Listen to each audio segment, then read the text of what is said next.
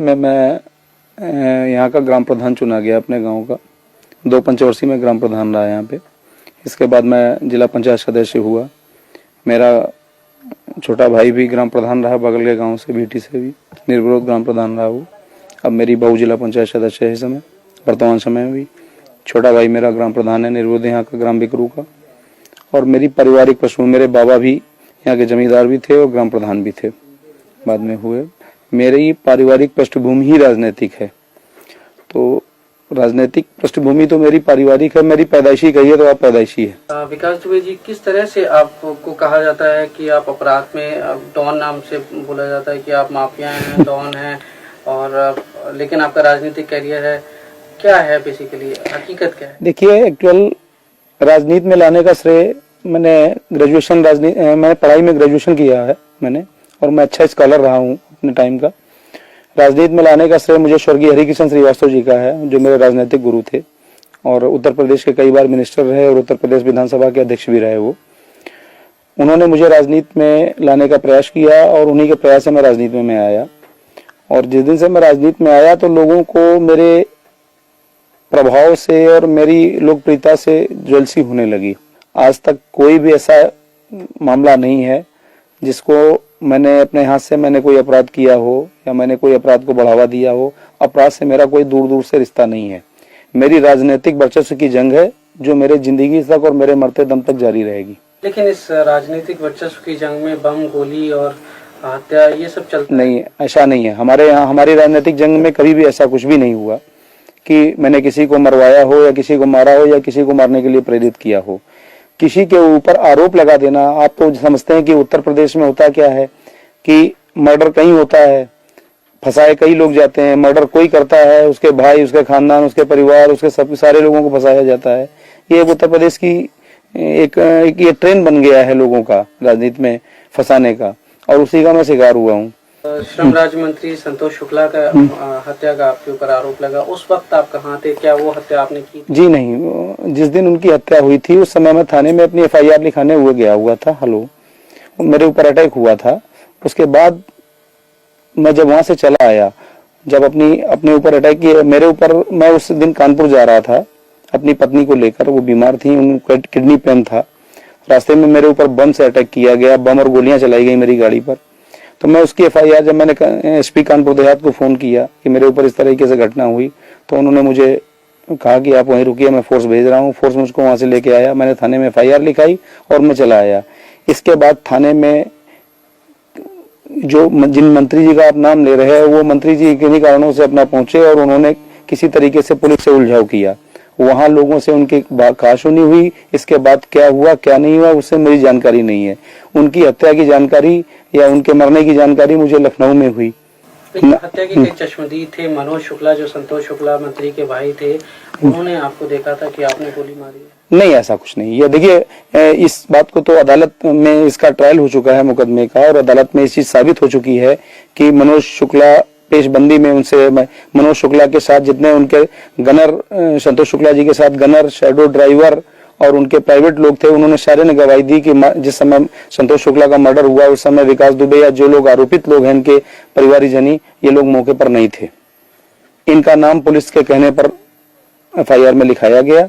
जैसा पुलिस ने कहा मैंने वैसा FIR में लिखाया। अब वो मुकदमा ट्रायल होने के बाद भी उसमें दोषमुक्त हो चुके हैं सारे लोग, और उस मुकदमे की कार्रवाई सारी जो कुछ थी वो समाप्त हो चुकी है। मैंने अदालत में सरेंडर किया, न्याय में मेरा विश्वास था। मैंने अदालत में सरेंडर किया और उस मुकदमे को फेस किया। सारे ट्रायल को, जितने दिन ट्रायल रहा मैं अंदर रहा। मैंने ट्रायल पे मेरा जब ट्रायल हो गया, मैं समाप्त हुआ, मेरा मुकदमा खत्म हुआ, उस समय मैं जेल के बाहर आया। विकास दुबे जी, आप इस बात से सहमत हैं कि संतोष शुक्ला मंत्री जो थे उनसे आपकी डायरेक्ट चुनावी रंजिश थी? नहीं, ऐसा मेरी उनकी कभी कोई रंजिश, यहाँ तक कि मेरा कभी कोई गाली गलौज तक नहीं हुआ उनसे। हाँ, राजनीतिक वर्चस्व की जरूर लड़ाई थी। टॉन है, क्या आप मानते हैं? नहीं, ऐसा कुछ भी नहीं है। मेरी ओपिनियन, आप क्षेत्र में जाइए, हमारे कम से कम विधानसभा, अगर पूरे जिले में नहीं जा पाते हैं तो कम से कम मेरी विधानसभा में जाके और प्रति गाँव एक आदमी से सर्वे करिए। खाली विकास दुबे के बारे में व्यक्तिगत है। विकास दुबे का एक काम देखिए, विकास दुबे इस क्षेत्र के सबसे बड़े लैंडलॉर्ड हैं। हमारे पास सारे हैं। मैं स्वयं की खेती कराता हूँ, स्वयं का मेरा व्यापार है, स्वयं का मेरा शेड कारपोरेशन का काम है। मेरा आर्थिक भी है, आज तक मैंने कोई आर्थिक ऐसा नहीं कि मैंने कोई आर्थिक अपराध कराया हो, किसी अपराध में संलिप्त रहा हूं। आरोप लगा देने से ही कोई अपराधी उड़ान नहीं हो जाता है। विकास दुबे के वर्चस्व को कम करने के लिए ये सारे मुकदमे फर्जी लगाए गए, जो कि अदालत में सारे खत्म हो चुके हैं। 2-4 मुकदमे भी ट्रायल पर हैं, जिनका मैं फेस कर रहा हूं, और ट्रायल होने के बाद जो भी अदालत निर्णय करेगी उसको मान्य करूंगा। मैं एक चीज जानना चाहता हूँ, छात्र जीवन से लेके अब तक आपके ऊपर कितने मुकदमे लगे गए, कितने में आप बरी हुए, कितने अभी आपके ऊपर चल? मेरे हिसाब से 45 मुकदमे आज तक मेरे ऊपर खिलाफ कायम किए गए। किस तरह के? गैंगस्टर के हैं, गुंडा एक्ट के हैं, पुलिस के। अभी आपने बताया सहारनपुर में साहब दिखाया कि साहब वो गैंगस्टर में वहां से वांछित थे, वो चूरन, नशे का चूरन खा रहे थे। आप जो आदमी अपने पूरी लाइफ में जिसने चाय न पी हो, 22 साल से चाय न पीता हो, उस आदमी को नशे का चूरन खाते हुए बता रहे हैं। आप सोच समझ सकते हैं कैसे मुकदमे पुलिस लगाती है, ये पुलिस स्वयं जानती है। तो आपकी जो छात्र राजनीति थी उसमें आपने कभी पार्टिसिपेट किया? क्या आप छात्र राजनीति से जुड़े रहे? नहीं, जब तक मैंने छात्र जीवन रहा तब तक मैं राजनीति में नहीं रहा। छात्र जीवन के बाद मैं राजनीति में आया। छात्र जीवन मेरा बिल्कुल एकदम संयमित था। मैं छात्र जीवन, मैंने जैसे एक छात्र का जीवन होता है वैसे मेरा संयमित जीवन था। अच्छा, ये बताएं, आपके बारे में ये भी कहा जाता है कि छात्र राजनीति में आप चुनाव लड़वाने का काम करते थे। यस, हाँ।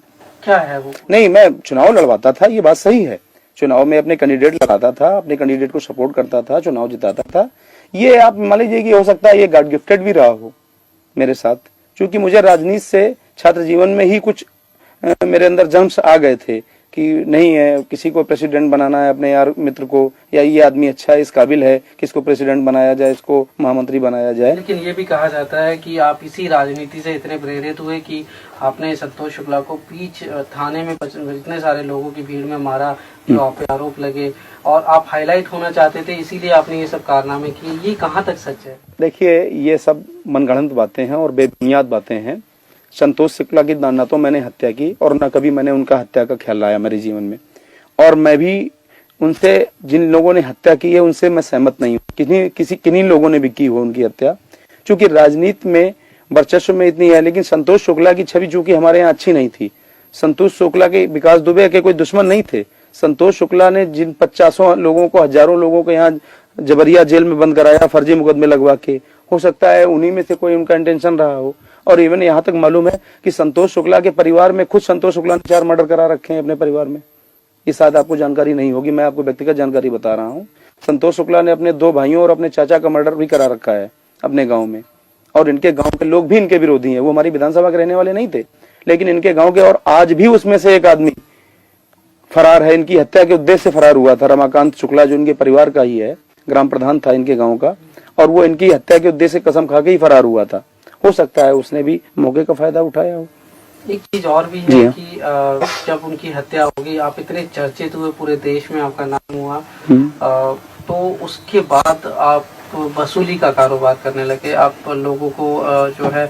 आज तक कोई ऐसा प्रमाण नहीं है, सरकारी तौर पर या लिखित तौर पर भी ऐसा कोई प्रमाण नहीं है, और विकास दुबे को ऐसी जरूरत भी नहीं है। विकास दुबे को ऊपर वाले ने जो दे रखा है उसमें विकास दुबे संतुष्ट है। ऐसा क्यों है? लोग देखिए, आपको शायद ना लगे, आपके इलाके के लोग की पूजा करते नहीं, मुझे ऐसा नहीं लगता। आपके नाम से नहीं, मुझे ऐसा नहीं लगता कि मुझे लोग हैं। मैं तो जिस समय गांव में या क्षेत्र में अपने निकलता हूँ, छोटे छोटे बच्चे भी पंडित जी कह के आगे मेरी गोद में आ जाते हैं। मैं कैसे जानूं कि लोग मुझे खौफ खाते हैं? और दूसरी बात मैं आपको बताऊं, खौफ से सिलेक्टेड हुआ जा सकता है, इलेक्टेड नहीं हुआ जा सकता है। इलेक्टेड आदमी वही हो सकता है, और आज तक मैं कभी सेलेक्ट होके कोई मैं नेता नहीं बना, ना मैंने पाया। आज तक जितने भी इलेक्शन लड़े मैंने पब्लिक इलेक्शन लड़े, और आज के इस दौर में पब्लिक को टेरर में लेना या पब्लिक को टेरर लेके वोट लेना ये संभव नहीं है। तो अभी आप नेक्स्ट क्या करेंगे? एमएलए का चुनाव लड़ेंगे या नहीं? मेरी आकांक्षा तो यही है कि मैं स्वस्थ हो जाऊं जल्दी, और स्वस्थ होने के बाद मेरे हाई कमान से मुझे निर्देश भी है कि जितनी जल्दी स्वस्थ हो जाएं आपको इलेक्शन लड़ना है। आप जिस समय स्वस्थ हो जाएं कमान रिपोर्ट करिए, आपको क्षेत्र दिया जाता है, जिस क्षेत्र के लिए आपको कहा जाता है उस क्षेत्र में आप चुनाव की तैयारी कीजिए। आपको अपनी सुरक्षा को लेकर कोई चिंता होती है? आपके तो बहुत दुश्मन होंगे। तो देखिए, राजनीति में आज तक कितने लोगों की हत्याएं हुई, सबको सुरक्षा मिली हुई थी। जब ऊपर वाला जब तक नहीं चाहेगा तब तक किसी की हत्या नहीं हो सकती। जब ऊपर वाला किसी के ऊपर ठीक होता है तब ठीक है। अगर हमने गलत काम किए होंगे तो मेरी हो सकता है हत्या भी हो सकती है। अगर मैंने अच्छे काम किए होंगे तो हो सकता है ऊपर वाला हमको भी लोगों की सेवा करने के लिए जिंदा भी रखेगा। लेकिन फिर भी सुरक्षा को लेके आप क्या एहतियात बरतते हैं? क्या सरकारी सुरक्षा आपने मांगी? देखिए, मुझे अभी तक सरकारी सुरक्षा प्राप्त थी। इस गवर्नमेंट में 11 दिसंबर 2004 तक 4 जनवरी 2005 तक मुझको सरकारी गनर प्राप्त था। एक बार नहीं, 3 4 बार प्राप्त रहा मुझे। लेकिन कुछ राजनीतिक कारणों से मेरा गनर वापस ले लिया गया, इसलिए मुझे व्यक्तिगत सुरक्षा अपनी रखनी पड़ती है। और चूंकि आप जानते हैं, उत्तर प्रदेश की राजनीति में राजनीति करने वाले आदमी को या चर्चित आदमी को अपने राजनीति से ज्यादा अपने सुरक्षा की चिंता होती है, लेकिन मैं उतना भी चिंतित नहीं होता हूँ। सुरक्षा अपनी जगह है, चिंतित है, क्योंकि मुझे ये विश्वास है कि मैंने पब्लिक में ऐसा कोई गलत काम नहीं किया है जो जनता ये करे। लेकिन चूंकि राजनीति में सुरक्षा सिक्योरिटी करना कोई बुरी बात नहीं है, तो इसलिए अगर मैं अपनी सुरक्षा रखता हूं तो इसमें कोई हर्ज नहीं होना चाहिए किसी को। विवेक जी, ये बताएं, छात्र राजनीति आजकल क्या गंदी हुई है? क्या उसमें देखिए, हिंसा का बढ़ावा लेके? देखिए, मैं आपकी बात समझ गया पूरी इतनी बात में ही। देखिए, जिनको राजनीति में मठाधीश कहा जाता है, उन लोगों का सीधा दखल छात्र राजनीति में है, जो अपने उल्लू सीधे करते हैं छात्रों के जरिए से। और ये दखल, मठाधीशों का दखल छात्र राजनीति में कतई नहीं होना चाहिए, इसका मैं विरोधी हूँ। छात्र राजनीति एक प्राथमिक सीढ़ी है और वो बिल्कुल पाक साफ होनी चाहिए। क्योंकि जब बच्चा शुरुआत में बेसिकली पढ़ने जाता है, प्रेप या नर्सरी में, जो शिक्षा उस समय उसको प्राप्त होती है वही उसकी आखिरी तक ग्रेजुएशन और पोस्ट ग्रेजुएशन, एमटेक, बीटेक तक चलती है। अगर किसी आदमी की नींव ही खराब कर दी जाएगी, छात्र राजनीति में अगर मठाधीशों का दखल रहेगा तो छात्र राजनीति कभी भी पाक साफ सुथरी नहीं रहेगी। लेकिन एक मठाधीश मेरे सामने बैठे हैं, उनका भी दखल रहा छात्र राजनीति में। उन्होंने भी अपने कैंडिडेट खड़े किए, उन लोगों को जिताया बाकायदा। जब तक मैं जब तक स्टूडेंट था तब तक मैं राजनीति में, छात्र राजनीति में मेरा इंटरेस्ट रहा। जिस दिन से मैंने स्टूडेंट लाइफ मेरी समाप्त हुई, उस दिन से मैंने छात्र राजनीति में कभी दखल नहीं रखा। पर राजनीति में मठाधीश बनना कोई बुरी बात तो नहीं है, लोग बनते हैं। और नहीं, मेरी समझ में बुरी बात है। कुछ और कहना चाहेंगे आप हमसे? मैं यही आपके जरिए से मैं थोड़ा सा संदेश देना चाहता हूं लोगों को कि राजनीति में जो लोग एक दूसरे को नीचा दिखाने के लिए गलत प्रभाव का इस्तेमाल, सत्ता का और पुलिस का दुरुपयोग करते हैं, ये नहीं करना चाहिए। किसी भी अच्छे व्यक्ति को आगे बढ़ने से रोकने के लिए ये रास्ता अच्छा नहीं है। अगर किसी को इस तरह रोकना है तो उसके राजनीतिक प्रभाव को कम करिए, उसकी खामियां पब्लिक में बताइए। लेकिन किसी के ऊपर आप फर्जी मुकदमे लगा के बंद करवा दें अपने राजनीतिक प्रभाव के इस्तेमाल से, ये बात ठीक नहीं है। लेकिन विकास दुबे जी, शुरुआत में तो शायद कभी ना कभी आपने कुछ ऐसा कुछ किया होगा जिसकी वजह से आज लगे होंगे। उसके बाद क्या पुलिस ने जबरदस्ती डाले केस? देखिए, पुलिस आज भी मेरी विरोधी नहीं है और पुलिस मुझसे कभी भी इस तरह से असहमत नहीं रही। मैं ग्राम प्रधान रहा, बराबर पुलिस दरवाजे आती है, बराबर क्षेत्र के एसओ, सीओ साहब जो भी हों, जो बुलाते हैं, मैं आज भी थाने जाता हूँ।